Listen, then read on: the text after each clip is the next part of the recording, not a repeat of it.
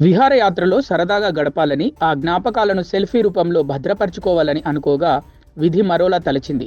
అల్లూరి సీతారామరాజు జిల్లాలోని పాడేరు ఏజెన్సీ ప్రాంతంలో ప్రకృతి అందాలను ఆస్వాదించేందుకు వెళ్లిన నలుగురు బాలికల జీవితాల్లో ఒకే ఒక్క క్షణం తీరని చీకట్లను నింపింది. అనంతగిరి మండలం మూలగమ్మి వద్ద ఉన్న జలపాతం వద్ద సెల్ఫీ దిగే క్రమంలో ప్రమాదవశాత్తు వారు నీటిలో పడిపోవడంతో ఈ ఘోర ప్రమాదం సంభవించింది.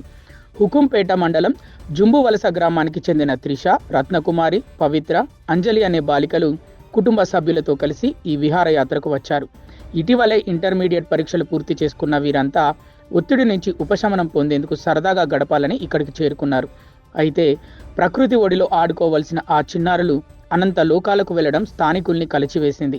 జలపాతం వద్ద నీటి ఉధృతి ఎక్కువగా ఉండటం, పైగా అక్కడి బండరాళ్లు నాచుపట్టి అత్యంత జారుడుగా ఉండటంతో ప్రమాదం సంభవించినట్లు తెలుస్తోంది. అందమైన నేపథ్యం కోసం జలపాతం అంచున నిలబడి సెల్ఫీ తీసుకునే ప్రయత్నంలో ఒకరు కాలు జారి పడిపోగా వారిని కాపాడే క్రమంలో మిగిలిన వారు కూడా నీటి ప్రవాహంలో కొట్టుకుపోయారు. లోతైన నీటిలోకి వెళ్లడంతో ఊపిరి అందక ముగ్గురు యువతులు అక్కడికక్కడే ప్రాణాలు కోల్పోయారు. ప్రమాదం జరిగిన వెంటనే స్థానికులు, గజ ఈతగాళ్లు అప్రమత్తమై నీటిలో గాలింపు చర్యలు చేపట్టారు. ఈ క్రమంలో త్రిష, పవిత్ర, రత్నకుమారి మృతదేహాలు లభ్యమయ్యాయి. సంతోషంగా గడపడానికి వెళ్లిన తమ బిడ్డలు శవాలై తిరిగి రావడంతో జుంబువలస గ్రామంలో విషాద ఛాయలు అలుముకున్నాయి. తమ కళ్ళ ముందే పిల్లలు ప్రాణాలు కోల్పోవడంతో తల్లిదండ్రుల రోదనలు మిన్నంటాయి.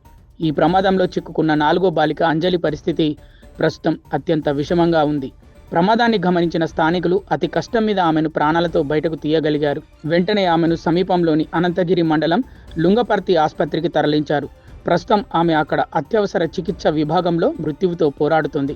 ఆమె త్వరగా కోలుకోవాలని కుటుంబ సభ్యులు, గ్రామస్తులు ప్రార్థిస్తున్నారు.